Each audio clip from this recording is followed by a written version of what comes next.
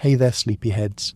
Welcome back to the quiet corners of history where we delve into the past not to thrill, but to gently guide you into a state of calm reflection. Tonight, dim the lights and let the soft hum of the modern world fade as we embark on a journey to a time and place where every day was a testament to raw human endurance. If you find peace and insight in these historical drifts, a quiet subscribe and a thoughtful like are always appreciated, and we always appreciate a brief note in the comments sharing where you're listening from. Allow your mind to softly drift as we journey back to the Montana frontier in the 1880s, a place where winter wasn't just a season, but an existential force that reshaped every aspect of life. You stand at the edge of the Montana frontier in the 1880s, feeling the first bite of a wind that carries the scent of pine and an undeniable promise of hardship. This isn't the romanticised West of Dime novels or dusty films. This is a raw, unforgiving natural environment where the very air can strip the warmth from your bones in minutes. You learn quickly that extreme cold and relentless blizzards aren't just inconvenient weather patterns.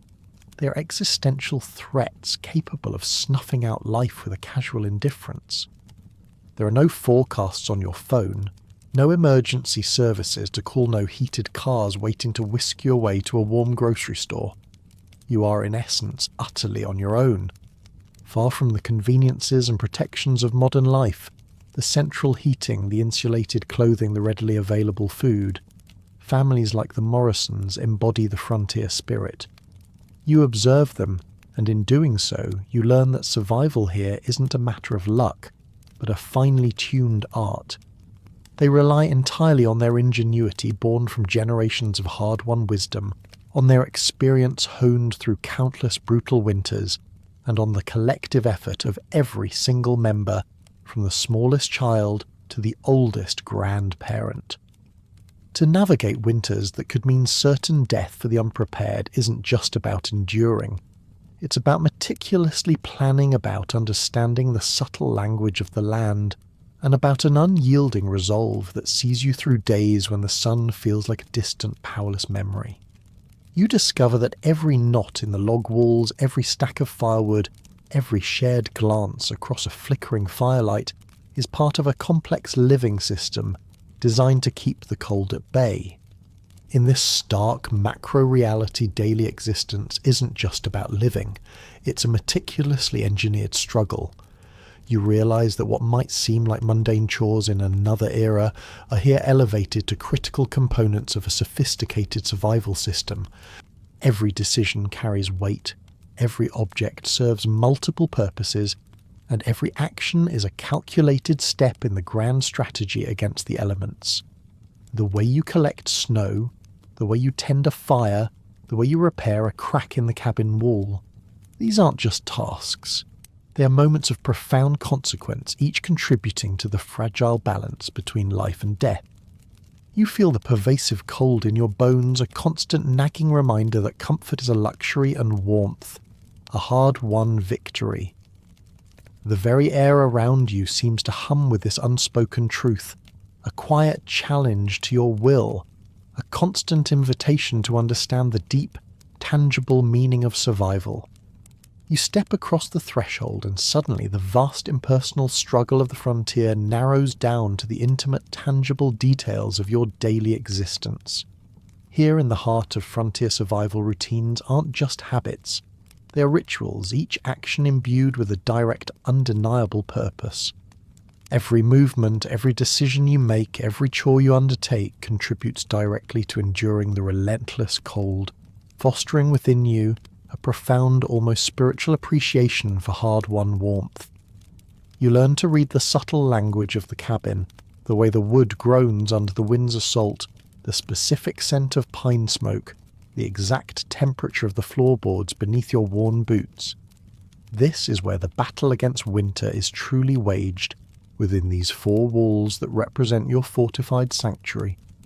Your cabin, much like the Morrisons', is far more than a simple dwelling. It's a sophisticated thermal system, a testament to ingenious, laborious engineering. You'd think building a cabin is just stacking logs, but you soon understand it's a science, a precise dance with nature. The logs weren't just haphazardly chosen. They were cut in specific seasons, often from dense mature pines or firs, then carefully seasoned for months, sometimes even a year, allowing them to dry out and shrink before being fitted into place. This meticulous preparation prevents the wood from warping excessively, maintaining the structural integrity and, crucially, the insulating properties of your home.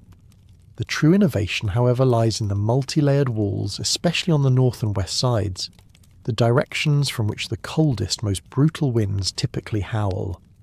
Here you witness the double wall construction, a technique that creates a crucial 4-inch dead air space between the inner and outer log walls. This gap isn't left empty. Oh no.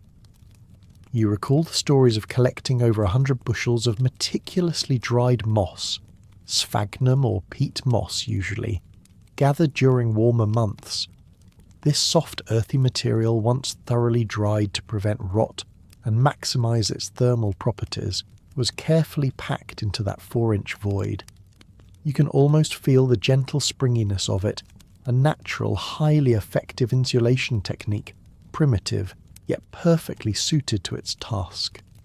The rough-hewn logs of your inner wall have over time darkened slightly from the constant lamp smoke, and the warmth of the cast-iron stove developing a rich lived-in character that tells stories of countless evenings spent by the fire. Yet if you press your hand against the inner wall on a truly frigid night, you'd notice a slight chill, a subtle coolness. That's the magic of the dead air space and the moss at work. It's a quiet testament to its insulating power, creating a barrier that keeps the biting external cold at bay, making the space between the walls a silent, cool, unyielding defence against the winter's fury. This isn't just a home. It's a meticulously crafted fortress, each component working in concert to keep the most precious thing, warmth, safely enclosed. As you look up, you realise the ingenuity extends far beyond the walls. The roof isn't just a simple cover, it's an elaborate multi-layered design, a marvel of frontier engineering that combats the elements from above. First, strong split logs, often heavy timbers, form the primary support laid across the cabin. Over these you'd find layers of birch bark meticulously peeled and flattened, serving as a natural waterproofing membrane. Birch bark with its inherent oils resists water remarkably well, acting as a critical shield against melting snow and ice.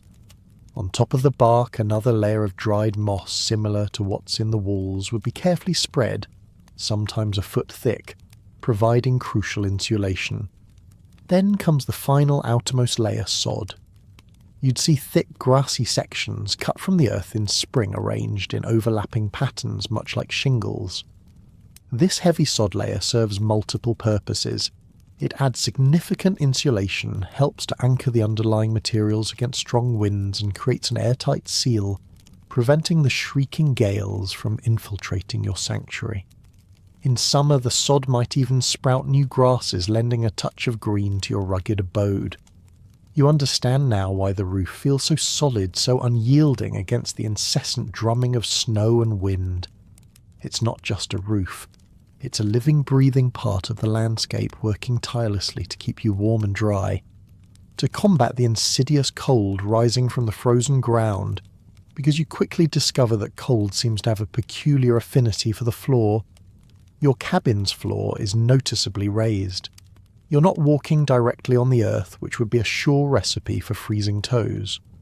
The crawl space beneath is packed tight with pine boughs, bundles of fragrant resinous branches from nearby evergreens. These boughs create a natural air trap, adding another layer of insulation. Yet despite these efforts, the floor often remains the coldest part of the cabin. You learn to avoid lingering there, to move with purpose, and to appreciate the ingenious solution of elevated sleeping platforms. Imagine sleeping directly on that frozen floor. You wouldn't last a night. The warmth rises, so you must too. Every gap between the logs, initially sealed with a mixture of clay and animal hair during construction, requires constant vigilance. This isn't a one-time job, it's an ongoing seasonal battle. Winter repairs are a ritual you quickly become adept at. You mix clay, soil, wood ash, and more animal hair, often from the cows or horses, or even collected from wild game, into a precise, pliable consistency. This natural mortar applied with expert hands prevents heat loss. You learn that the cold itself becomes an enemy as it shrinks the clay, causing hairline cracks to appear, inviting tiny insidious drafts that steal precious warmth. You're constantly scanning the walls, feeling for those telltale whispers of cold air ready with your repair mixture. It's an endless, quiet task, a testament to the persistent, unglamorous nature of frontier life. Then there are the windows, those critical, vulnerable points in your cabin's armour. You quickly understand that glass, while offering light, is a poor insulator, a gaping maw for heat to escape. To fortify these weak spots, you employ layers of defence. First, any tiny gaps around the window frames are meticulously stuffed with rags pushed in tight to block drafts. For light, sheets of oiled paper are often used in place of or in addition to glass. This paper, made translucent with rendered animal fat or linseed oil, allows a dim, diffused light to filter in while offering significantly more insulation than a single pane of glass. It's a hazy, soft light that illuminates your days, a gentle glow that hints at the harsh brightness outside without exposing you to its full fury. But the ultimate defense against the cold radiating from the windows are the heavy quilts. These aren't just decorative. They are vital, thick barriers that are hung or tacked over the windows, especially at night or during blizzards. These quilts, often patchwork masterpieces born of scarcity and necessity, muffle the outside world, turning the violent howl of the wind into a distant whisper. You feel the cabin transform, becoming a quiet, insulated cocoon, a haven where the sounds of the frontier storm are dulled, and the warmth you've so painstakingly generated can gather and hold. It's a profound sense of security, knowing that these fabric walls stand between you and the brutal, indifferent cold. When night falls, or when the cold becomes truly extreme, strategic sleeping arrangements become a matter of survival. Your beds aren't just for resting. They are communal warmth generators. They're layered with every available quilt, fur pelt, spare, deer wolf, whatever you've managed to acquire, under any spare blankets or hides that can be found. You and your family members huddle together not just for comfort, but for shared body heat. You press close, feeling the warmth of another person against you, a natural furnace against the pervasive chill. It's a form of intimacy born of necessity, a quiet understanding that survival is a collective endeavour. In those truly desperate, bone-chilling cold snaps, when the cabin itself struggles to hold enough heat, an emergency body heat shelter is improvised. This is a brilliant, simple solution you marvel at. You'd take a sturdy table, pull it into the warmest corner of the cabin and drape heavy quilts over it, creating a small enclosed microclimate underneath. Inside this makeshift tent, the combined body heat of 6 people, perhaps you, your spouse, and your children, creates an almost immediate, palpable warmth. You recall little Catherine's face, usually pinched with cold, and pale, visibly relaxing within minutes. Her small sighs of contentment, a clear indicator of the relief. This small enclosed space, barely larger than a large trunk, becomes a sanctuary. Within a sanctuary, a testament to the power of human warmth and ingenuity against nature's icy grip. With the warmth secured, at least for the night, your focus shifts, as it always must, to sustenance. Daily meals on the frontier are a stark pragmatic affair, a calculus of calories and conservation. This isn't about culinary delight or varied cuisine. It's purely about providing the fuel your body needs to withstand the constant drain of the cold and the arduous labour. Your winter diet is by modern standards monotonous. You'd typically find cornmeal mush on the table, often with just a minimal dollop of molasses, if you're lucky enough to have any, for a touch of sweetness and extra calories. For the adults, coffee is a staple, providing a small jolt of warmth and caffeine, a bitter counterpoint to the blandness of the mush. This diet is meticulously designed to provide the high calories needed for the relentless physical demands of frontier life in bitter cold. It ensures energy for survival, not for culinary exploration. You learn to appreciate every single mouthful, knowing its direct contribution to your ability to chop woodmen fences or simply stay warm. Meat, the most precious commodity, is carefully rationed. Salt pork or bacon might make an appearance on special days during the coldest months, perhaps once a week or even less frequently.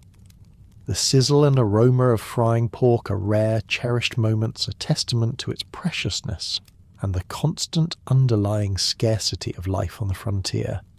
You savour every bite, knowing it's a taste of hard-won victory against the lean months, a delicious, albeit infrequent, reprieve. One of the most demanding daily chores, one that quickly becomes a profound part of your routine, is snow collection for water. Wells, if you're fortunate enough to have one, frequently freeze solid during the harsh Montana winters, rendering them useless for weeks or even months.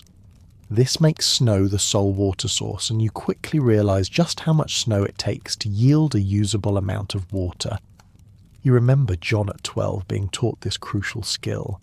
He learned to identify clean, fresh snow, typically found further away from the cabin walls, away from potential soot or animal droppings. He'd trudge out feeling the squeak of dry, powdery snow under his boots. You'd quickly learn that this light, fluffy snow, while seemingly abundant, yields less water when melted, demanding extra effort and more trips to fill the family's buckets. The heavier, wetter snow, found sometimes after partial thaw or closer to certain drifts, is celebrated a small gift from nature. The cast-iron stove, that glowing heart of your cabin, is a multi-purpose marvel. It doesn't just provide heat, it simultaneously functions as your heating system, your cooking range, and your water melting station. You learn the precise art of stove management, placing a large pot of snow on the back burner to slowly melt into water, while a smaller pot of cornmeal mush bubbles on the front. Nothing is wasted. The same precious fire that warms your family also provides the vital resources for sustenance and hygiene. You often hear the stove's metal sides ping and creak as they heat up and expand. A symphony of warmth and industry in the quiet cabin, a constant reminder of its central, indispensable role in your daily struggle for survival. Beyond the daily meals, emergency rations are a critical part of your winter preparations. You understand that a journey to the nearest town, even a seemingly short one, could turn deadly in an unexpected blizzard, or that an illness could leave you confined for weeks. For such critical journeys or unexpected emergencies, concentrated foods are essential. You learn the importance of pemmican, a traditional indigenous preparation of dried meat, often venison or bison rendered fat and sometimes berries. It's calorie-dense, lightweight, and incredibly nutritious, capable of sustaining you for days with just small portions. Dried venison, thinly sliced and air-dried until it is almost like leather, provides portable protein. And dried apple cake, made from apples, harvested in the fall, and carefully dehydrated, offers a crucial burst of energy and a rare taste of sweetness. These aren't just snacks. They're carefully engineered survival foods, each bite a concentrated dose of life-sustaining power. Strategic hydration is another frontier lesson you internalize deeply. You'd think that in cold weather, thirst isn't as pressing, but you quickly discover this is a dangerous misconception. Well-hydrated bodies resist cold better than dehydrated ones. It's a crucial frontier understanding passed down through generations. Before venturing out into the biting wind, especially for a long chore like woodcutting, you make it a point to consume hot liquids. Tea sweetened with precious honey, another carefully hoarded commodity, is a common choice. The internal warmth it provides, coupled with the hydration, helps your body regulate its temperature more effectively, giving you a crucial edge against the cold. You feel the warmth spread through your core, a small internal furnace preparing you for the external chill. It's a simple act, but profoundly effective, a testament to the practical wisdom born of constant struggle. Now let's talk about hygiene and personal care. You might have romantic notions of robust, clean pioneers, but the reality is far more pragmatic, dictated by the relentless cold and the scarcity of water. Daily hygiene is a calculated risk, a delicate balance between cleanliness and conserving precious heat and water. You quickly learn that extensive cold washes are a luxury you can rarely afford. Bathing might happen once a week, perhaps less frequently in the depths of winter. When it does, it's a quick, efficient affair, usually in a small basin of warmed snow water, carefully guarded against drafts. Rudimentary soaps, often homemade from lion animal fat, are used sparingly, focusing on necessity rather than purity. You're not clean by modern standards, but you're clean enough to prevent illness, which is the true goal. The focus isn't on smelling fresh, but on staying healthy, because sickness in this environment is a death sentence. Good luck finding central heating or thermal underwear in this century. Clothing is your primary defense against the cold, a multi-layered shield. You quickly adopt the habit of sleeping in most of your daytime clothes, sometimes even adding a dry layer of wool on top. The principle is simple: trap as much body heat as possible. Wool is king here. You learn that cotton kills when wet. Cotton absorbs moisture and holds it against your skin, rapidly drawing away heat and leading to hypothermia. Wool, on the other hand, retains much of its insulating properties, even when damp, a vital distinction in a world without efficient drying facilities. You understand that these layers aren't just fabric. They are your armour, your first line of defence against an enemy that never sleeps. You feel the scratchy wool against your skin, a familiar, comforting presence that signifies protection.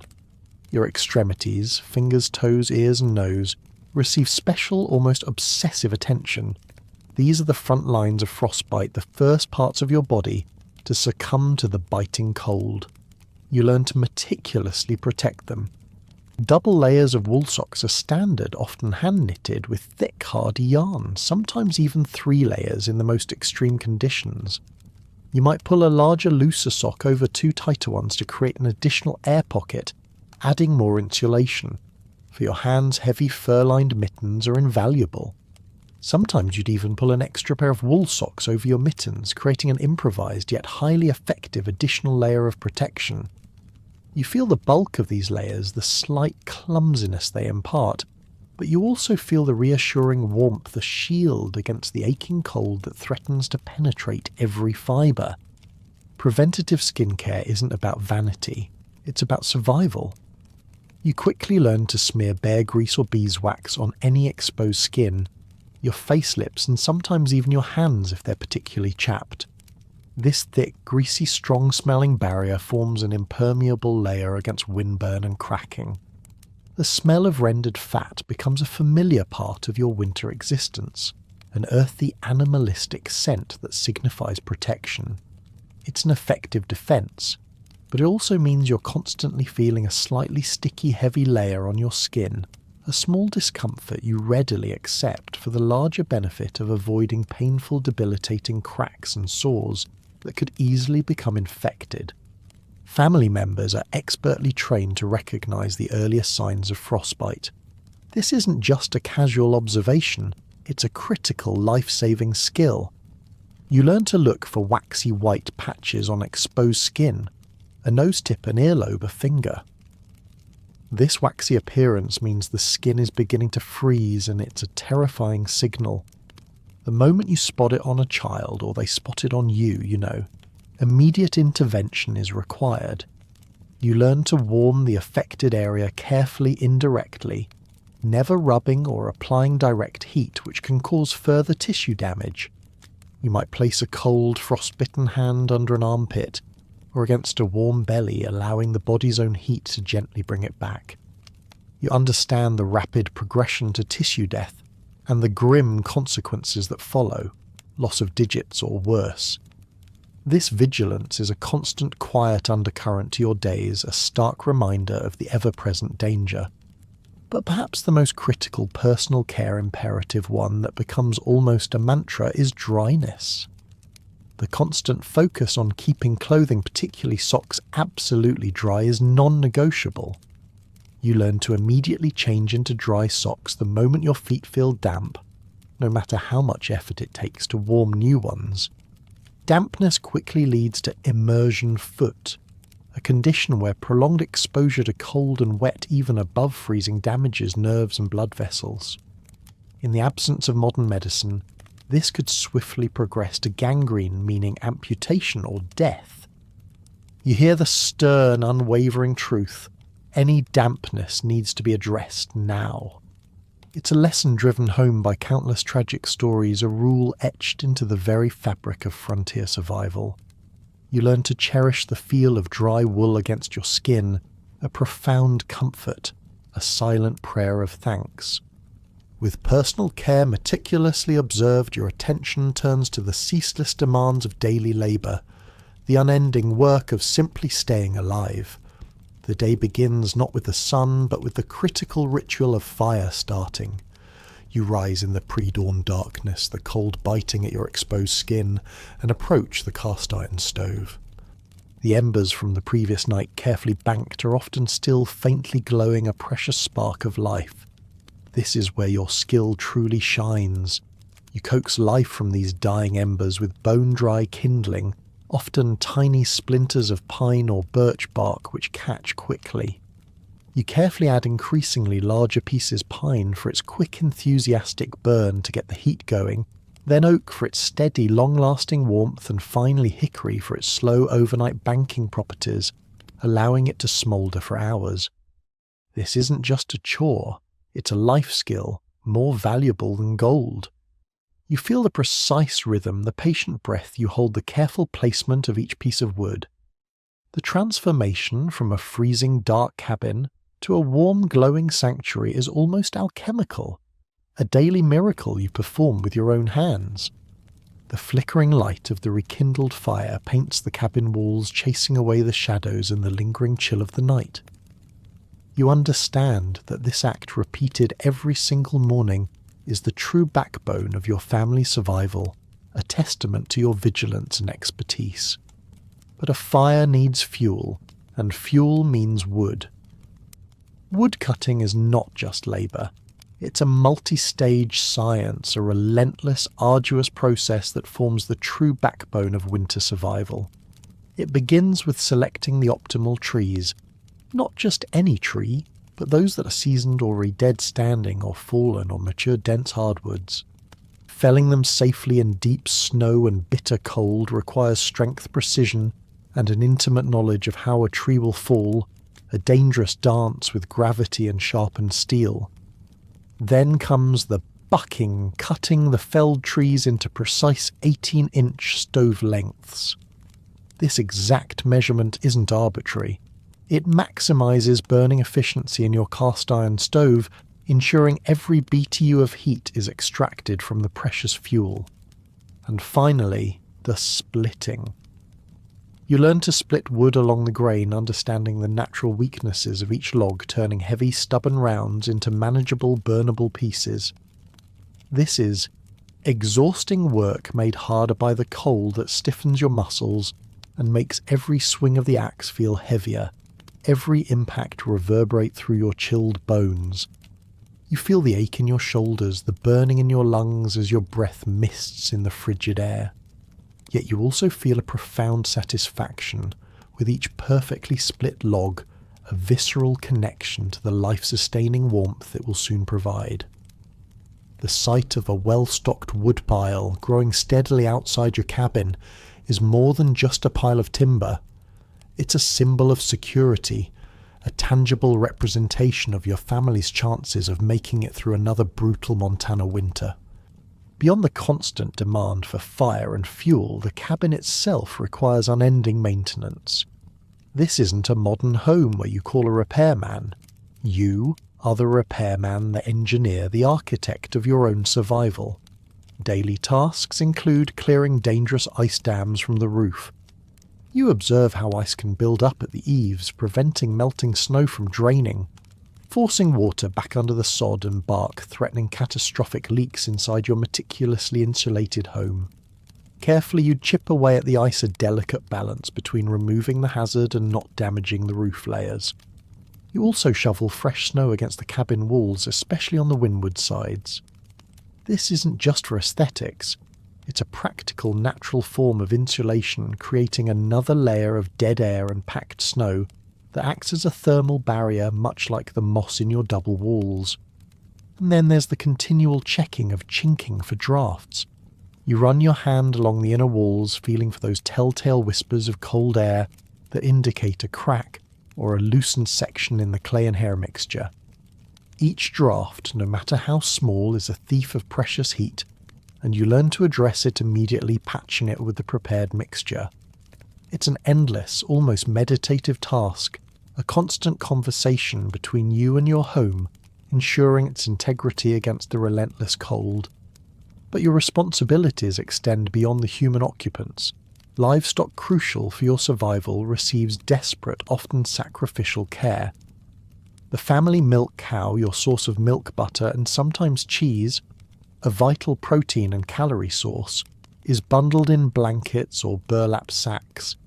You feel the rough fabric against her hide, trying to keep her as warm as possible in the small insulated lean-to or barn. In extreme cold, when temperatures plunge to truly life-threatening levels, you might even bring the chickens inside the cabin. Imagine the clucking and scratching in a corner, another small concession to the necessity of protecting your future food sources. These animals are not just pets, they are living capital, and their well-being is inextricably linked to your family's chances of making it through the winter. The warmth of their bodies, though a minor contribution, is also a small comfort. Your labour and that of your family is a model of interdependence and efficiency. While fathers and older sons handle the heavy, often dangerous outdoor tasks like felling trees and breaking ice mothers, and older daughters manage the indoor economy. This includes the crucial task of fire tending, knowing when to add specific types of wood, how to bank the fire for the night, how to use it for cooking and melting snow. Food preparation, which involves careful rationing and ingenious use of limited ingredients, falls largely to them. Mending clothes, a never-ending task to keep layers intact and warm, is also essential.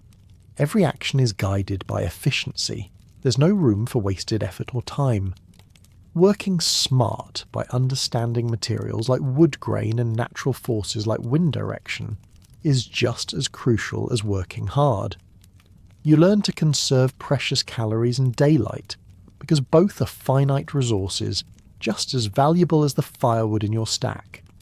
In this world where every fibre of your being is dedicated to survival, childhood and education, take on a profoundly practical hands-on meaning. There's no formal schoolhouse for miles, no textbooks, no idle hours spent on abstract concepts. Instead, children are integrated early and seamlessly into the demanding rhythm of winter survival labour. You see it in John, who at just 12 years old isn't playing with toys. He's responsible for critical fire management and wood collection. He knows the different types of wood, the best way to stack them, how to coax a dying fire back to life, and where to find the driest kindling. These aren't suggestions.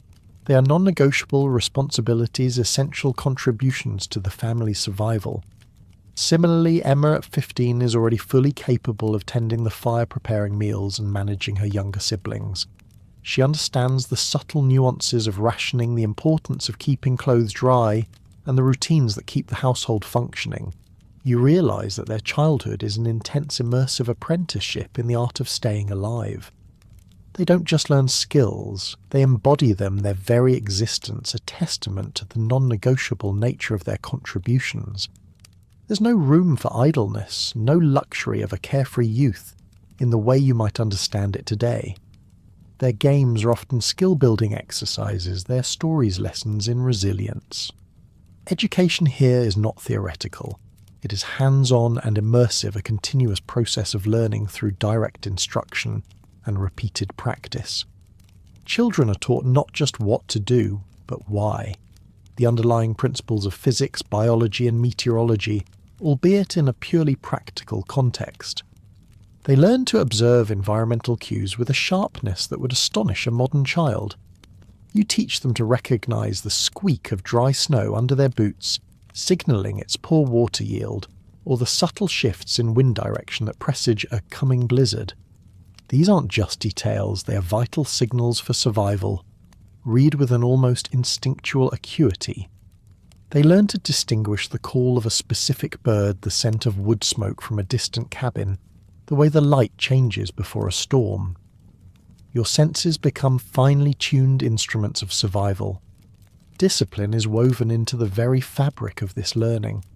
Procedures like checking for dry feet before bed or dressing in layers are instilled from a young age, becoming second nature. These aren't mere rules, they are commandments often reinforced with stern warnings or quiet reminders of past tragedies. Parents also use storytelling as a powerful tool for education and morale. You'd gather around the fire and stories of past challenges and family resilience, like the grandfather's legendary woodcutting prowess, or the grandmother's ingenuity during a particularly harsh winter, are told. These tales subtly reinforce survival knowledge, instill courage in the face of fear, and distract from the ever-present dangers. Chores are transformed into lessons, narratives become guides, and the quiet wisdom of generations flows effortlessly, preparing the next generation for the relentless challenges of the frontier. As your mind drifts over the intensely personal struggles for warmth and sustenance, you've just experienced a wider foundational reality begins to emerge. Against this backdrop of daily battles, the Montana frontier presents an immutable set of systemic conditions, a macro-level structure where existence itself is defined by an unforgiving environment and the constant high-stakes management of finite resources.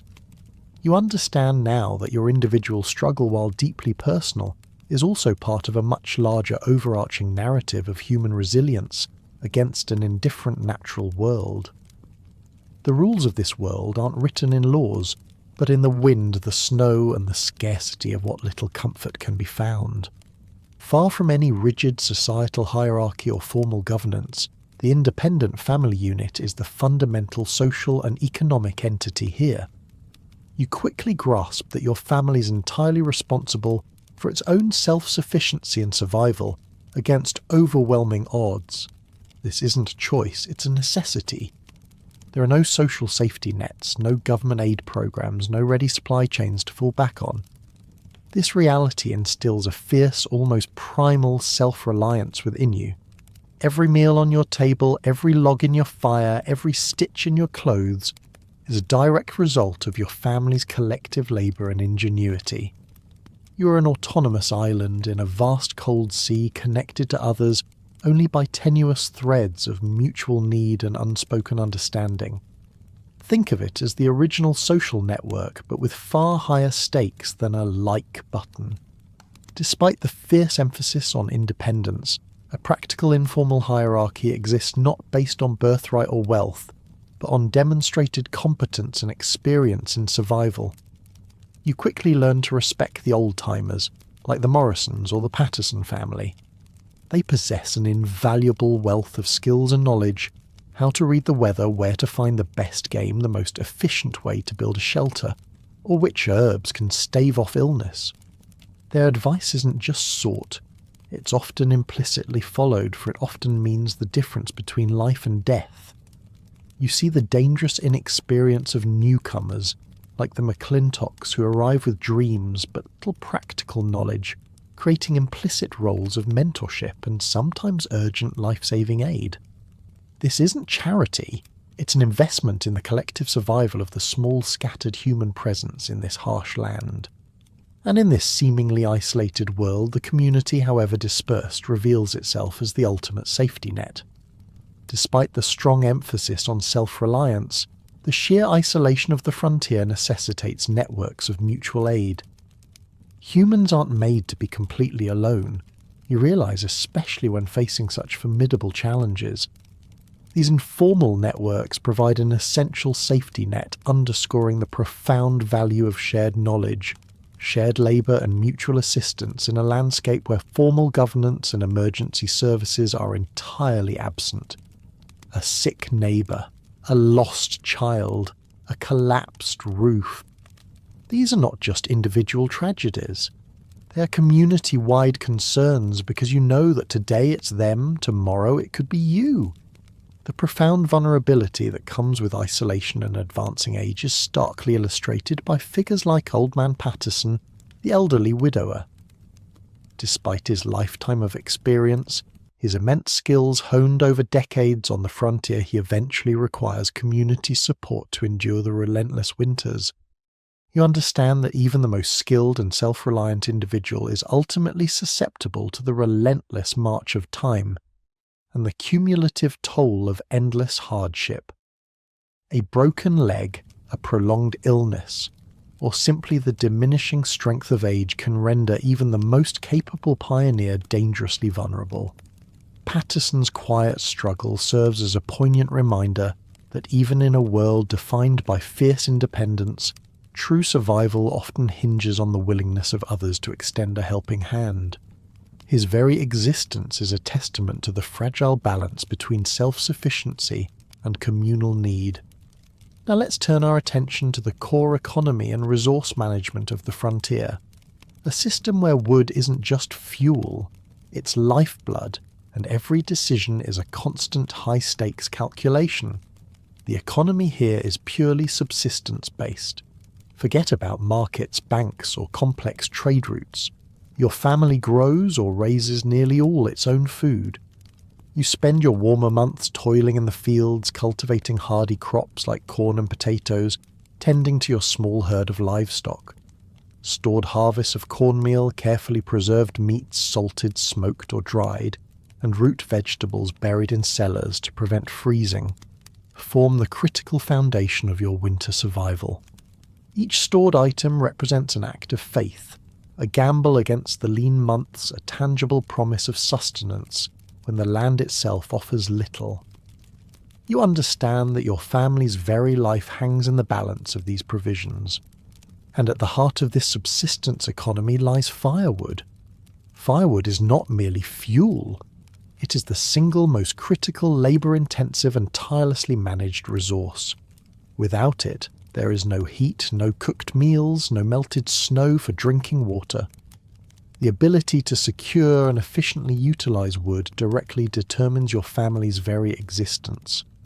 You recall the saying that a well-stocked woodpile is more valuable than gold. It's a simple truth that echoes in the cold, silent air. You might have a few coins, perhaps a valuable pelt, but without wood, those are meaningless. The steady pile of split logs outside your cabin isn't just fuel. It's warmth, food, and life itself, a monument to the endless hours of labour you've invested. Life on the frontier involves a continuous high-stakes, constant calculation of supplies, weather, and needs. Your accountant would be either terrified or incredibly impressed. You're perpetually running a mental ledger, balancing your dwindling stores against the unrelenting cold and the uncertain future. Every decision carries potential life or death consequences. A trip to town for lamp oil, for instance, isn't a casual errand. It's a calculated risk weighing the need for light against the dangers of a sudden blizzard or freezing temperatures. Even something as seemingly minor as repairing a loose chinking in the wall becomes a critical decision, for every lost BTU of heat shortens your woodpile and lessens your chances. The scarcity of all resources and the unforgiving cold mean that there is no margin for error, no room for complacency. The economic catastrophe of animal loss is something you understand with a sickening lurch in your gut. Losing livestock, such as the family milk cow, isn't just an inconvenience. It's an event equivalent to losing thousands of dollars in modern terms. This animal provides milk, which means butter and cheese, a vital source of fat and protein. Her eventual offspring would provide new stock or meat. Her loss profoundly impacts your family's food security and future self-sufficiency. It's a blow that could cripple your ability to survive the current winter and severely jeopardizes your prospects for the next year. This grim reality forces difficult, often heart-wrenching choices. such as bringing precious animals into the cramped, already overtaxed cabin, a desperate measure to preserve your living capital. The low moans of the cow, the clucking of chickens suddenly become another layer of sound in your shared living space.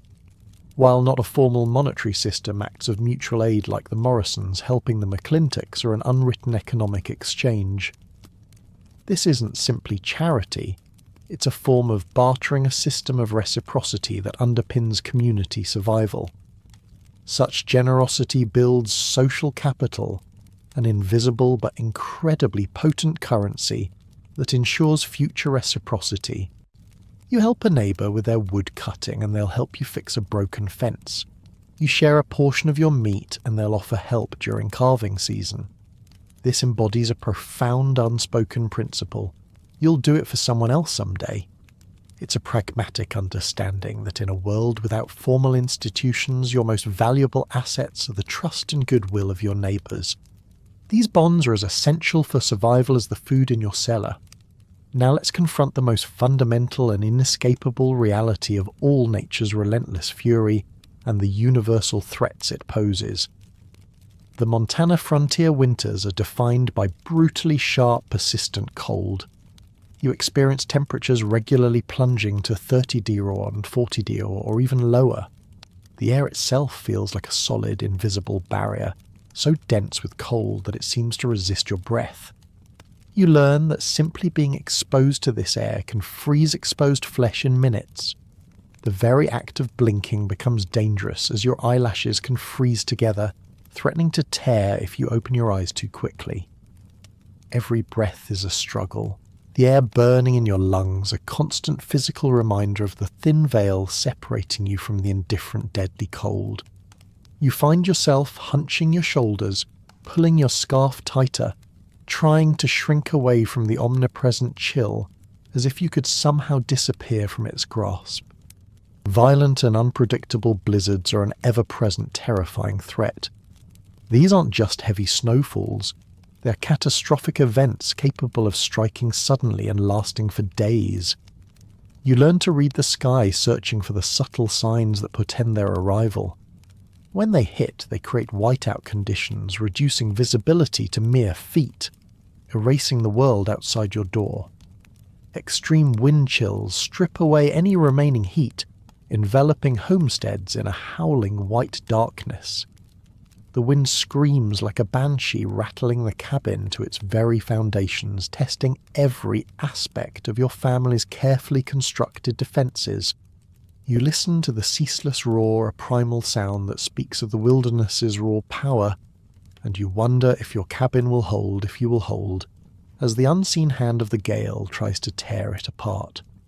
Beyond the sheer cold and the blizzards, you face a host of other environmental hazards, each capable of pushing your already precarious existence to the brink.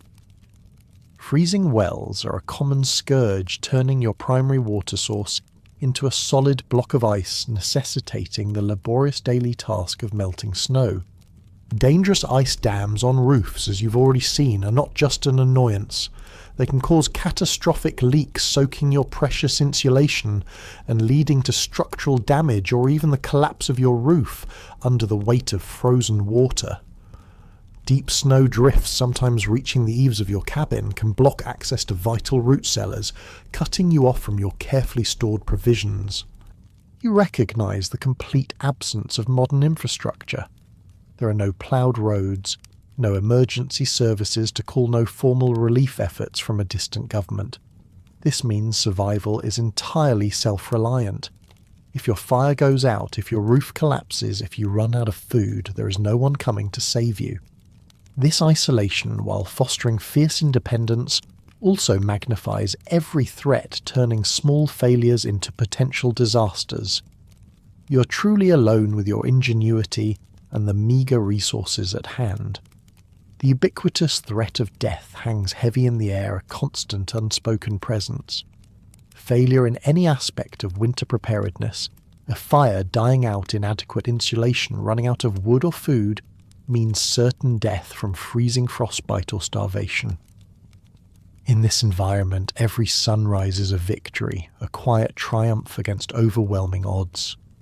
The grim reality is that the unprepared would likely perish before dawn. This isn't a hyperbolic statement, it's a cold, hard fact.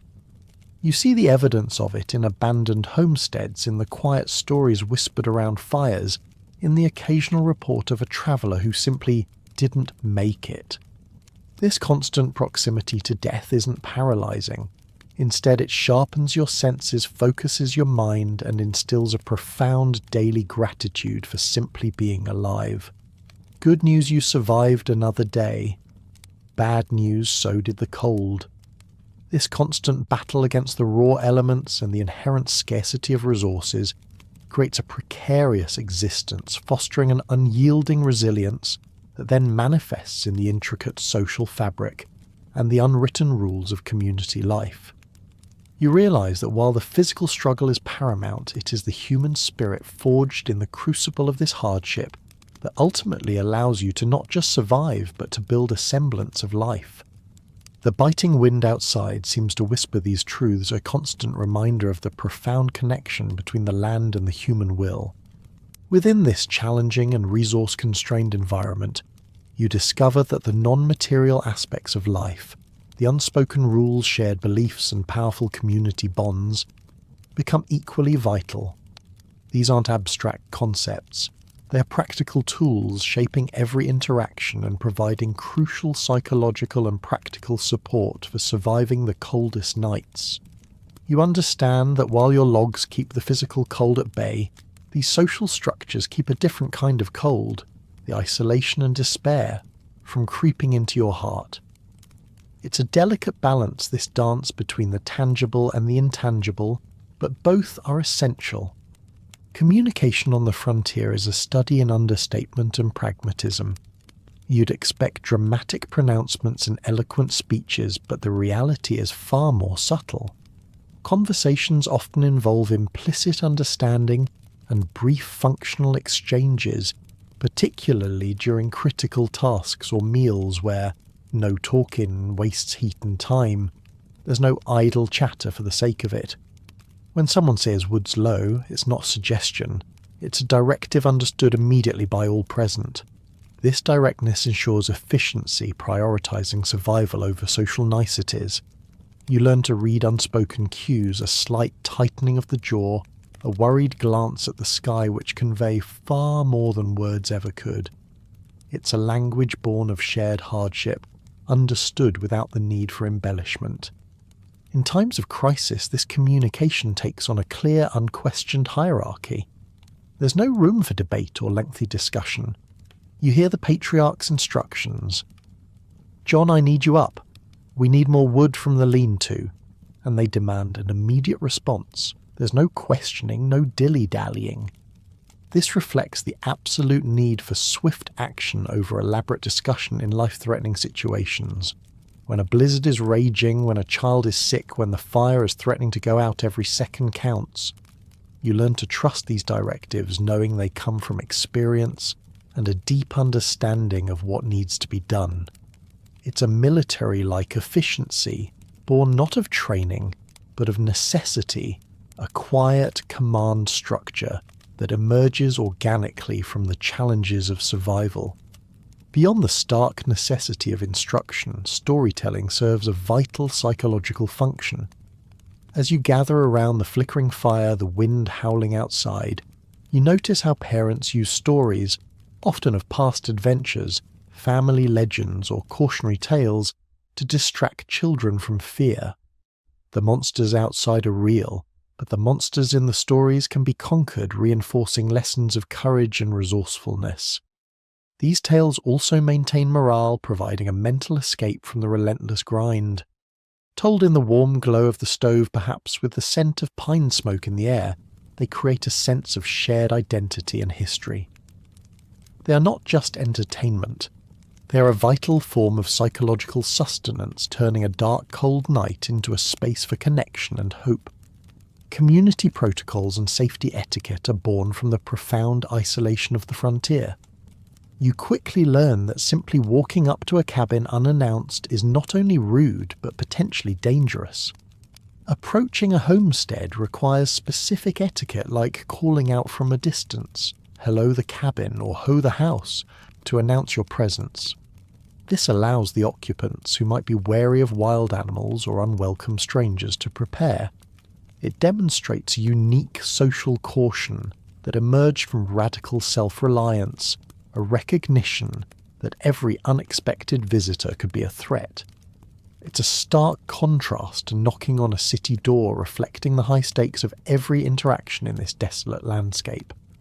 You learn to wait for a response, sometimes even a shouted, "Come on," before stepping closer, respecting the invisible boundaries of another family's sanctuary. Experienced frontiersmen develop a profound common sense and shared understanding of winter protocols. There's an implicit language spoken not with words, but with actions and assumptions. You witness how the Hendersons, for instance, correctly assume the Morrisons had found shelter during a blizzard.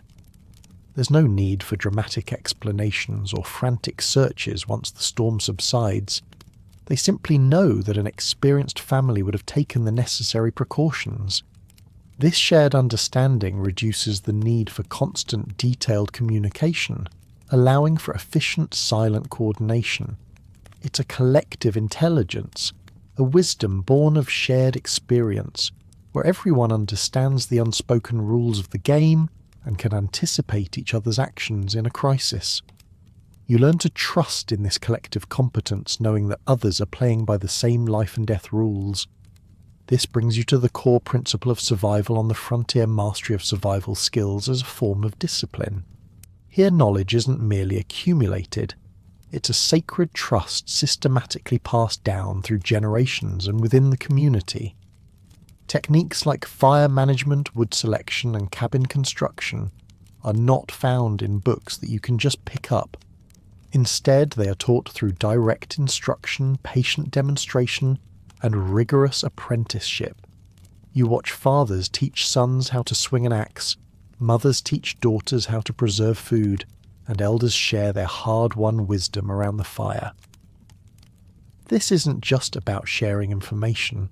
It's about preserving accumulated wisdom, ensuring that the critical knowledge gleaned from generations of struggle isn't lost. Forget university degrees. This was the original real-world PhD in staying alive. Every survival task demands meticulous discipline. Fire starting, for example, isn't a casual affair. It involves a precise sequence developed and refined over generations. You learn to arrange your kindling just so to feed the flames, with exactly the right amount of air to select the correct type of wood for specific purposes. Chinking, the act of sealing gaps in the cabin walls, requires getting the consistency right. Too wet and it won't hold. Too dry and it will crumble. Clothing layering follows specific life-saving rules, always remembering the frontier adage, "cotton kills." These aren't suggestions. They are non-negotiable procedures, turning routine chores into acts of survival, each executed with a precision born of grim necessity. Resourcefulness and ingenuity aren't just desirable traits here. They are a constant daily practice, a fundamental discipline. You learn to adapt to scarcity with an inventiveness that borders on the miraculous. A broken piece of furniture isn't trash, it's potential fuel. Old newspapers, if you can get your hands on them, are repurposed for insulation, crumpled and stuffed into cracks. You'd never waste anything that could be useful. Animal hair collected from the sheds, or even from wild game trapped during winter, is meticulously saved and mixed into the clay for chinking. And when your precious fur-lined mittens wear out, you improvise hand protection with extra wool socks pulled over them, creating a makeshift but effective barrier against the cold. These aren't just examples of making do, they exemplify a constant creative ingenuity in the face of limited resources, a testament to the human capacity for adaptation when survival hangs in the balance. Many of these techniques, you realise, were perfected through brutal trial and error. This means that past failures, often costly in terms of lost resources or even lives, were critical learning opportunities. The lessons learned from a poorly insulated cabin that froze or a fire that went out were etched deep into the collective memory and became the foundation for improved practices. This continuous feedback loop refined survival techniques into highly effective systems. It also fostered a profound discipline of preparedness. You learn to live by the mantra of constant preparation for worst-case scenarios with emergency kits, a small bag of pemmican, a flint and steel dry kindling, always stocked and ready. You understand that while you hope for the best, you must always be ready for the absolute worst. Complacency is a luxury no one on the frontier can afford. These physical and practical disciplines are inextricably linked to the psychological and mindset frameworks necessary for survival. Mental alertness and unwavering vigilance are paramount. You cannot afford to be distracted or complacent. Parents quiz children on cold weather knowledge not just for instruction, but to maintain alertness in conditions where the mind can become dangerously sluggish from the cold or the monotony. You feel a deep, almost instinctual awareness of your surroundings, constantly scanning the sky, listening to the wind, feeling the temperature changes. Your mind becomes a finely tuned instrument, always observing, always analysing, always ready to react. This isn't a choice. It's a necessary mode of existence, an internal battle against the subtle, creeping dangers of the environment. A prevailing ethos of stoicism and matter-of-fact acceptance of hardship dominates frontier life. There's no time for self-pity or endless complaining. Complaints are rare, almost unheard of, because everyone is facing the same struggles. Cold food isn't a disappointment. It's just another reality you accept without question. The tragedy of the Anderson family, who might have succumbed to the winter in a nearby valley, serves as a stark, unspoken reminder of what is truly at stake. It's not sensationalized. It's a quiet, grim truth that instills a profound daily gratitude for each new day, for every sunrise that you and your family have been granted. You learn to put one foot in front of the other, to focus on the task at hand, to find strength in simple endurance. Maintaining psychological resilience is recognized as critical, even if not explicitly articulated in modern terms. You understand that happy minds make warm bodies, an adage from your mother that underscores the tangible link between mental state and physical endurance. Despair, fear, and hopelessness are not just emotions. They're dangerous vulnerabilities that can sap your will to live, making you physically colder, more susceptible to the elements. Efforts like storytelling, singing quiet hymns around the fire, or sharing small hoarded treats like a piece of dried apple are vital for boosting morale and combating the dangerous psychological isolation that contributed to cabin fever. You realize that the warmth of human connection, the shared laughter, however rare, is as essential as the physical warmth of the fire. Foresight, meticulous planning, and a quiet confidence replace fear and panic. You learn to read the sky with an almost supernatural intuition, anticipating blizzards days in advance by observing cloud formations, wind patterns, and animal behavior. This isn't magic. It's a deep experiential knowledge. Coupled with meticulous planning of resources and emergency measures, this foresight cultivates a sense of quiet confidence, rather than overwhelming fear even in the face of grim forecasts. You might still feel a knot of anxiety, but it's tempered by the knowledge that you've done everything in your power to prepare. This transforms uncertainty into calculated risk, allowing you to face the future with a steely resolve. You can't control nature, but you can control your response to it. Even amidst the chaos of a blizzard or an emergency, the adherence to established routines and protocols provides a crucial sense of control and comfort. When the world outside becomes a swirling maelstrom of white, you don't panic. Instead, you fall back on the practiced rhythms of daily life, tending the fire, checking the chinking, preparing food. These routines transform potential panic into a managed, practiced response.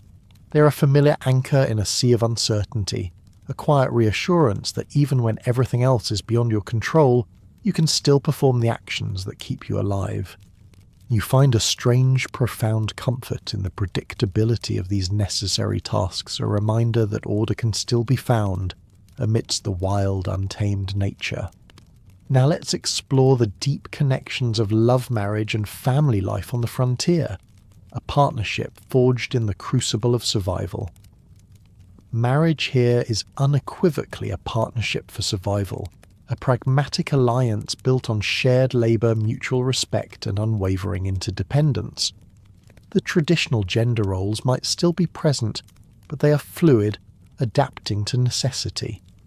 The mother's knowledge of cabin construction, of how to properly chink a wall, of precise fire management, is as critical as the father's skill with an axe or a rifle. Both spouses demonstrate equal responsibility and expertise, forming a cohesive, formidable unit against the deadly cold. There's no room for fragility or dependency. Everyone pulls their weight. Everyone contributes their unique skills, creating a dynamic, resilient team. The intimacy of shared vulnerability and deep interdependence is a defining feature of family life.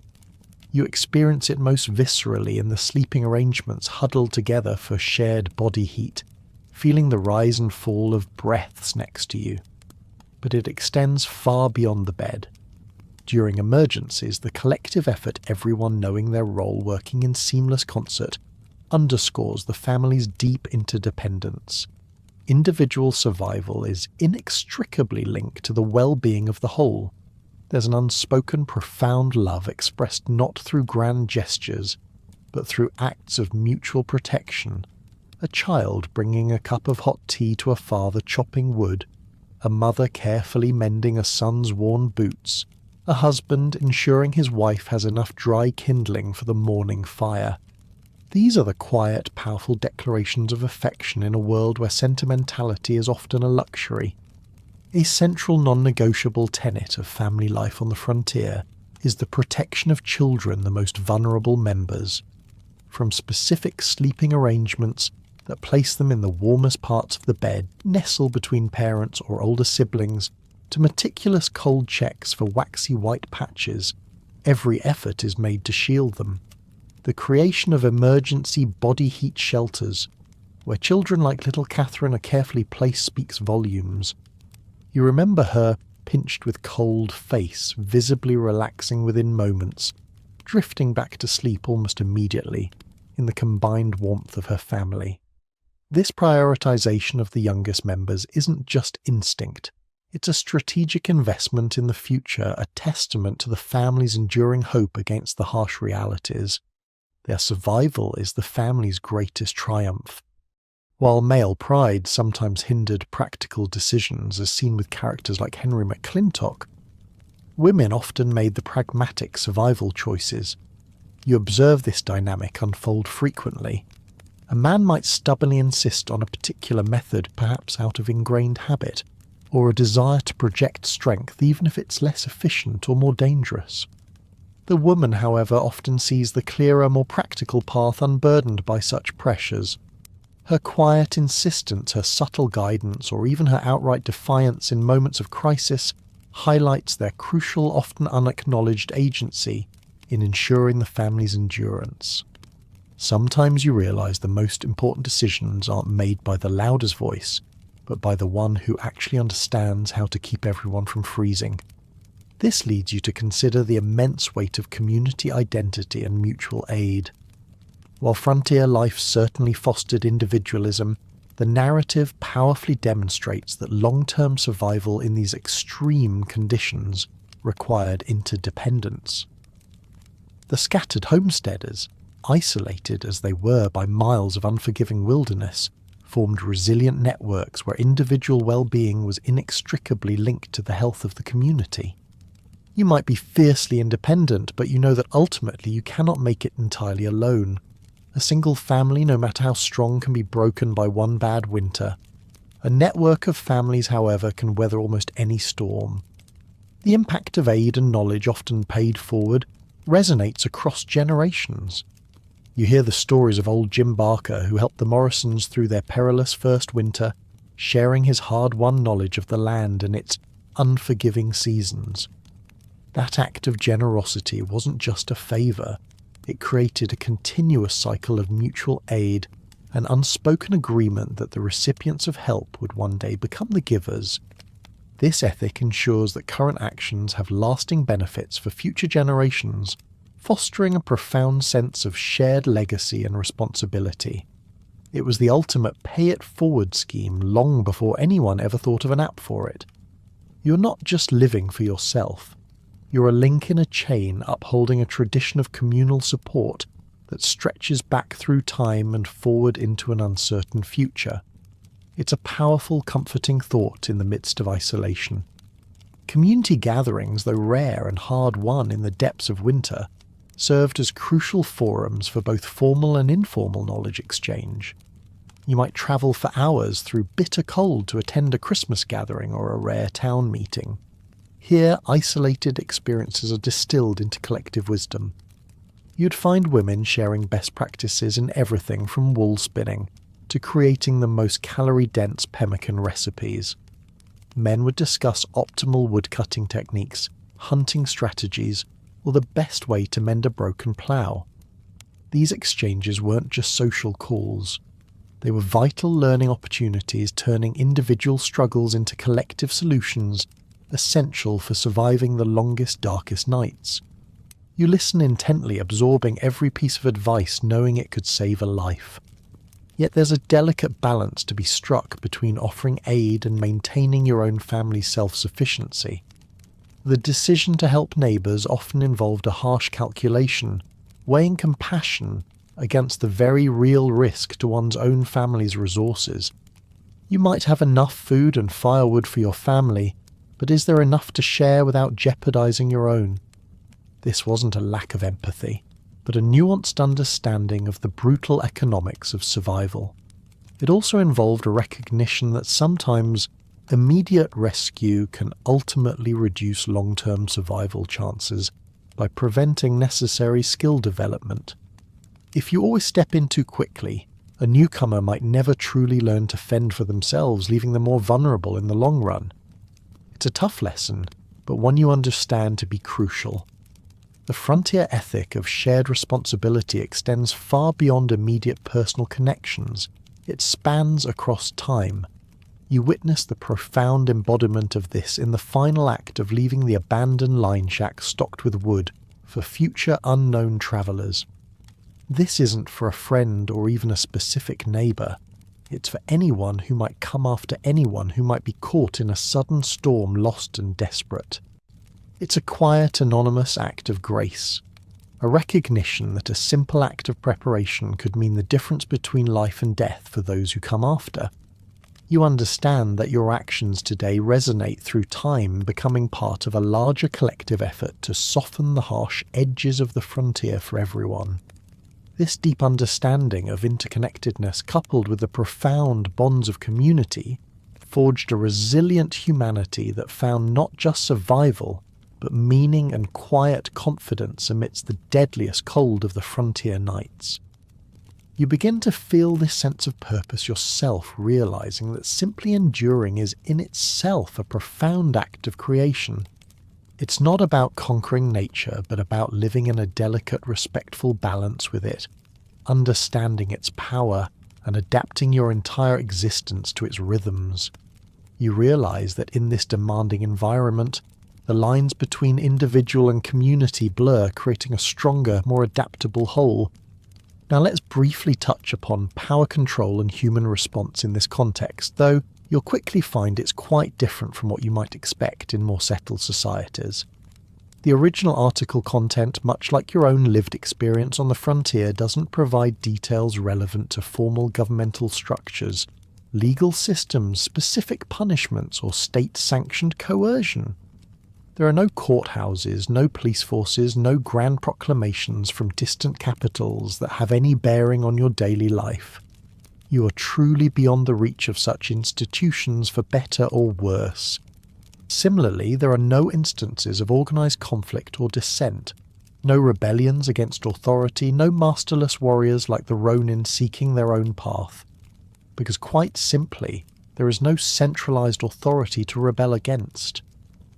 The challenges and consequences you experience are primarily environmental, economic and social, playing out within the autonomous family and community units. You're fighting the land, not each other, at least not in any organised systemic way. Any disputes are resolved informally, perhaps with the help of a respected elder, or by simply avoiding the offending party. The stakes are too high, and the population too sparse for petty squabbles to escalate into widespread conflict. In essence, the power on the frontier is held by the elements themselves, by the unyielding land, and by the collective will of the individuals and families who choose to settle there. Control isn't exerted from above, but from within. The self-discipline required to endure the collective discipline of community, and the mastery of the survival skills you've spent so much time acquiring. Your response to challenges isn't dictated by laws, but by necessity. This radical self-reliance creates a unique form of governance, one where moral codes and practical survival rules are paramount, replacing the formal structures of more developed societies. You're in a very real sense your own government, and your neighbours are your only court of appeal. The frontier's inherent lack of formal governance means that justice, when it's sought, is often swift, direct and uncodified. You won't find judges, juries or appeals. Instead, problems between individuals or families are usually resolved through direct negotiation, or perhaps by a respected figure within the small scattered community stepping in to mediate. If a resolution can't be found, the ultimate punishment might be ostracization. Imagine being cut off from the critical mutual aid network in the depths of winter. That's a sentence far more severe than any jail term could be. The threat of being left to face the wilderness alone is a powerful deterrent against serious transgressions. You understand that your actions have immediate tangible consequences, not just legal ones. Any conflict that arises is generally born from resource scarcity or disputes over land boundaries rather than ideological differences. If a trapper encroaches on another's territory, or if a homesteader diverts a crucial water source, these are immediate personal conflicts that demand immediate personal resolution. These are often settled with a stern word, a raised fist, or in rare tragic instances with violence. But these are individual skirmishes, not organised warfare. The overarching struggle is always against nature, against the cold, against starvation. Humans in this context are too few and too interdependent to engage in sustained internal conflict. Every hand is needed for survival, and internal strife only weakens the collective against the true enemy. You also notice that there's no room for dissent in the way you might understand it politically. There are no political factions or debates over governance, because there's no governance to debate. If you disagree with how a neighbour manages their affairs, you simply keep your distance, or perhaps offer discreet advice if asked. The only dissent you might see is a family choosing to leave a particularly difficult area to seek a slightly less harsh corner of the frontier. This isn't a protest, it's a strategic retreat, a recognition that sometimes the best option is to simply move on. You're not trying to change the system, you're just trying to survive within it or find a better one. The human response to these conditions is characterized by pragmatism, adaptability, and a relentless focus on the present. You don't have the luxury of contemplating abstract philosophical questions when you're worried about whether you have enough firewood to last the night. Your concerns are immediate food, warmth, shelter, safety. This singular focus hones your instincts and decision-making, stripping away all but the most essential considerations. You become incredibly efficient not just in your labour, but in your thinking. Every problem is a puzzle to be solved with the available resources, every challenge an opportunity to apply the lessons learned from the land and from your forebears. This constant pressure to survive this absence of external governance paradoxically fosters a profound sense of personal freedom and responsibility. You're not beholden to distant laws or regulations, but you're utterly responsible for your own fate and that of your family. This freedom is exhilarating, but it is also terrifying, a double-edged sword that cuts both ways. There's no one to blame but yourself if things go wrong, and no one to thank but yourself when you succeed. This profound autonomy shapes your character, making you self-reliant, resourceful, and deeply connected to the consequences of your own actions. You become your own lawmaker, your own judge, and your own provider. The frontier also tests and shapes spiritual beliefs. You might not have a formal church or a clergyman nearby, but you undoubtedly feel a profound connection to something larger than yourself. The raw power of nature, the sheer scale of the landscape, the undeniable force of a blizzard, these experiences can lead to a deep personal spirituality. You might find solace in the rhythms of the seasons, in the resilience of a tiny wildflower pushing through the snow, or in the silent strength of the mountains.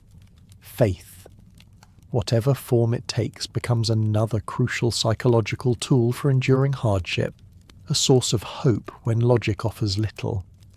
You understand that in such a vast and untamed world, you're a tiny speck, yet your will to survive feels immense. This intense environment naturally promotes a strong emphasis on practical skills over academic knowledge. While literacy might be valued, the ability to build a shelter track game or mend tools is far more immediately vital. Education, as you've seen, becomes an apprenticeship in life, a direct transfer of essential skills from one generation to the next. You recognize that the measure of a person here isn't their formal schooling, but their competence, their demonstrated ability to contribute to the collective survival. A good axeman is worth more than a scholar when the woodpile is dwindling. And finally, you experience the subtle but powerful influence of the landscape itself on human culture. The vast open spaces, the towering mountains, the endless plains, these shape your perspective, your sense of scale, and even your personality. There's a quietness, a solitude that permeates everything, fostering introspection, and a deep appreciation for the small comforts of life. The silence itself becomes a character in your story, sometimes comforting, sometimes oppressive. You learn to listen to it to understand its nuances, realizing that even silence has a language on the frontier, a language you slowly begin to master. This intense immersion in the harsh realities of the Montana frontier in the 1880s brings you full circle back to the bridging prelude to frontier winter realities where we began. You now understand that the initial description of an unforgiving natural environment and existential threats was not hyperbole but an understated truth. You felt the cold in your bones, imagined the bite of the wind, and understood the constant underlying hum of danger that permeates every aspect of existence. The abstract concept of extreme cold and relentless blizzards has been transformed into a visceral experience for you, a lived reality rather than a historical fact. You now truly comprehend that far from the comforts of modern life, families like the Morrisons were indeed reliant entirely on their ingenuity, experience and collective effort. You've seen the intricate cabin construction, the ingenious insulation, the meticulous food preparation, and the communal sleeping arrangements. You've witnessed the practical education of children, the strategic allocation of resources, and the unwritten rules of community. These aren't just details. They are the threads of a sophisticated survival system woven together by an unyielding human spirit. You understand that for the unprepared winter truly could mean death, and that every day was a victory earned through relentless effort. The phrase, "in this stark macro-reality daily existence," was a meticulously engineered struggle, now resonates with a profound depth. You've seen how every chore, from fire starting to chinking walls, from snow melting to frostbite checks, became a critical component of this intricate system. Every object, from a layer of moss to a simple quilt, was chosen and utilized with a precision born of necessity. Every decision, whether to share precious supplies or to venture out in a storm, carried the weight of life and death. You've experienced the quiet, almost meditative focus required to maintain this sophisticated survival mechanism, realizing that even the smallest oversight could have catastrophic consequences.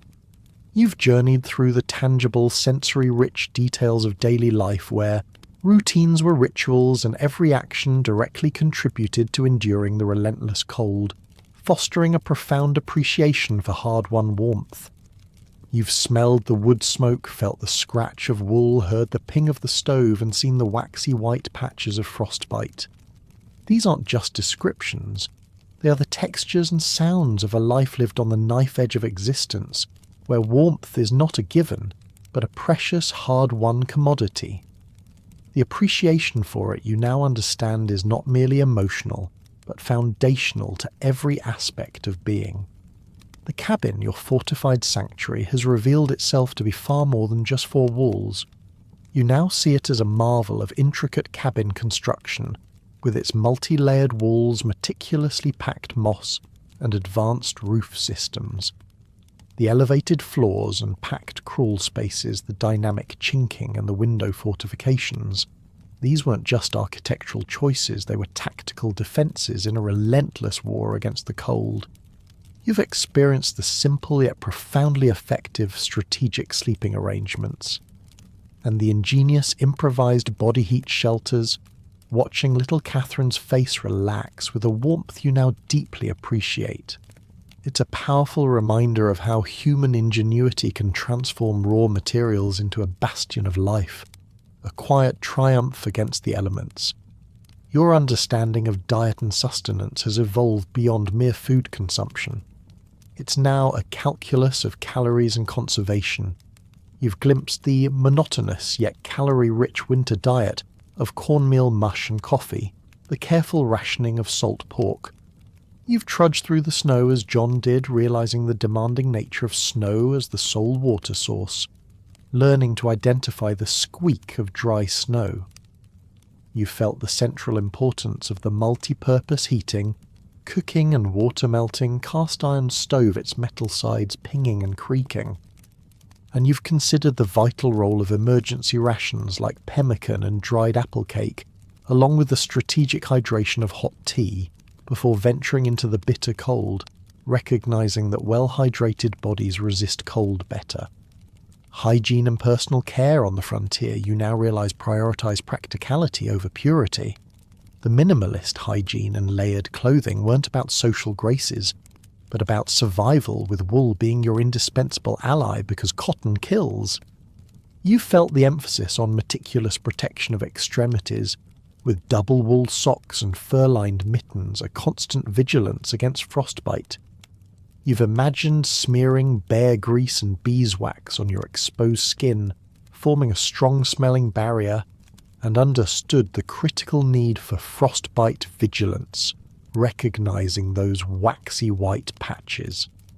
Most importantly, you've grasped the absolute imperative of dryness as a survival imperative, knowing that any dampness needs to be addressed now to avoid the swift progression to gangrene. Your perspective on daily labour and responsibilities has shifted from chores to a continuous battle for existence. You've witnessed the precision fire management as a life skill, watching embers coaxed into flame, a skill more valuable than gold. You've understood the relentless scientific wood procurement, from selecting seasoned trees to bucking them into precise stove lengths, and splitting along the grain to maximise efficiency. You felt the constant demand for cabin maintenance and the desperate animal protection of bundling the milk cow in blankets or bringing chickens inside. And you've internalised the lesson of interdependent labour and efficiency as a survival maxim where working smart and conserving calories are as crucial as working hard. Childhood on the frontier you now firmly grasp was an apprenticeship in survival. You've seen how children were integrated early into survival labour, with John at 12 managing fire and wood, and Emma at 15 fully capable of tending the household and younger siblings. Their learning was practical hands-on, a constant process of observation and practice, teaching them to read environmental cues from the squeak of snow to subtle weather shifts. You've understood how discipline, non-negotiable procedures, and stories as tools reinforced survival knowledge, instilled courage, and provided vital distraction, turning chores into lessons. Through all these tireless efforts, through these meticulous practices in daily life, frontier families not only survived the brutal cold, but also forged a deep, intimate relationship with their environment, a relationship that was inextricably shaped by the broader foundational realities of the frontier. And these broader realities were indeed foundational. You've explored the inescapable social structure where the autonomous family unit was paramount yet balanced by the community as the ultimate safety net. You've recognized the hierarchy of experience and competence, where old-timers were valued and the profound vulnerability of isolation and advancing age exemplified by Old Man Patterson. This wasn't just sociology. It was the raw, unwritten contract of human existence in the wilderness. The core economy and resource management was a stark lesson in scarcity. You now understand the subsistence agrarian base and how firewood was truly the dominant currency of survival, making a well-stocked woodpile more valuable than gold. You felt the pressure of high-stakes resource calculation, where every decision carried life or death weight, and understood the economic catastrophe of animal loss, forcing difficult choices like bringing animals into the cabin. And you've seen barter and reciprocity and mutual aid where generosity built social capital and embodied the principle, you'll do it for someone else someday. It was a brutal yet strangely equitable economic system where trust was your best investment. Then there was nature's relentless fury and universal threats.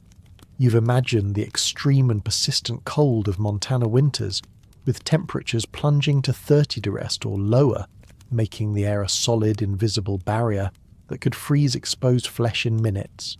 You felt the terror of violent and unpredictable blizzards, creating whiteout conditions and extreme wind chills that enveloped homesteads in a howling white darkness. You've understood the additional environmental hazards like freezing wells and dangerous ice dams, coupled with the complete lack of relief or modern infrastructure. And you've internalized the ubiquitous threat of death, recognizing that every sunrise is a victory and that the unprepared would likely perish before dawn. This constant battle against the raw elements and the inherent scarcity of resources indeed created a precarious existence, fostering an unyielding resilience that then manifested in the intricate social fabric and unwritten rules of community life. Within this challenging and resource-constrained environment, you've also explored the social fabric, culture, etiquette, and relationships. You've seen how understated and pragmatic communication norms prevailed particularly during critical tasks where no talking wastes heat and time.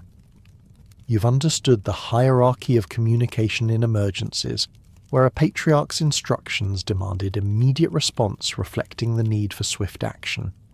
You've appreciated the psychological role of storytelling, distracting children from fear and reinforcing resilience, and recognized the community protocols and safety etiquette, like calling out from a distance to a cabin. You've witnessed the shared understanding and implicit signals among experienced frontiersmen, reducing the need for dramatic explanations. These were the subtle threads that bound people together stronger than any law. You've learned that mastery of survival skills was truly a form of discipline. Knowledge transfer was a sacred trust, passed down through direct instruction and rigorous apprenticeship. Every task demanded precision and methodical execution, from fire starting's precise sequence to chinking's consistency right, and clothing rules remembering cotton kills. You've understood resourcefulness and ingenuity as constant practice, adapting to scarcity by using broken furniture for fuel or improvising hand protection. And you've seen trial and error refinement and the discipline of preparedness, where past failures were critical learning opportunities leading to constant preparation for worst-case scenarios. This isn't just knowing how to do things, it's about having the ingrained discipline to do them perfectly every single time. There are no participation trophies here, just survival. The psychological and mindset frameworks for survival were as crucial as physical strength. You've experienced the need for mental alertness and unwavering vigilance in conditions where the mind could become sluggish. You've recognized the prevailing stoicism and acceptance of harsh realities, where complaints were rare and cold food was just another reality, with tragedies like the Andersons serving as stark reminders.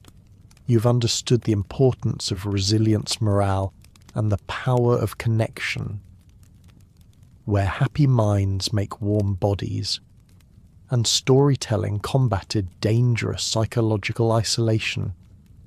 You've seen the value of foresight planning and quiet confidence, reading the sky to anticipate blizzards, transforming uncertainty into calculated risk. And you've found the comfort of routine and predictability, even amidst chaos, providing a crucial sense of control. Finally, love, marriage and family life revealed itself as a profound partnership in survival. Marriage was unequivocally a pragmatic survival alliance, with both spouses demonstrating equal responsibility and expertise. You felt the shared vulnerability and deep interdependence, from huddling for body heat to collective emergency efforts, where profound love was expressed in acts of mutual protection. You've seen the paramount importance of protecting the most vulnerable, especially children, with specific sleeping arrangements and body heat shelters. And you've understood the nuance of agency and pragmatism, where women often made the crucial survival choices despite male pride highlighting their essential role in family endurance. Sometimes you realize the most important decisions aren't made by the loudest voice, but by the one who actually understands how to keep everyone from freezing. The journey through the Montana frontier of the 1880s has been a profound immersion into a reality shaped by unrelenting forces, a testament to human will and ingenuity.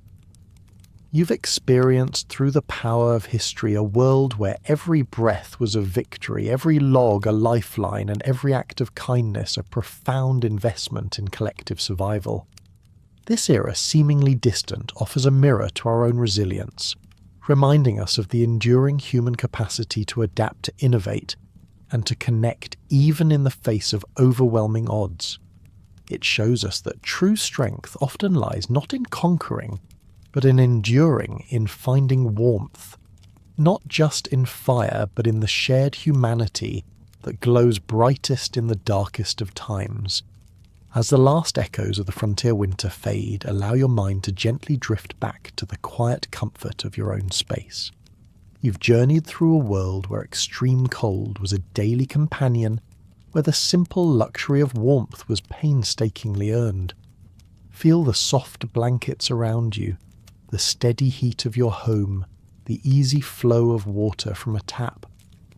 These are the quiet triumphs of modernity, luxuries the pioneers could only dream of, earned by the very struggles you've just explored. Let the imagined chill of the 1880s dissolve into the gentle warmth of your present moment.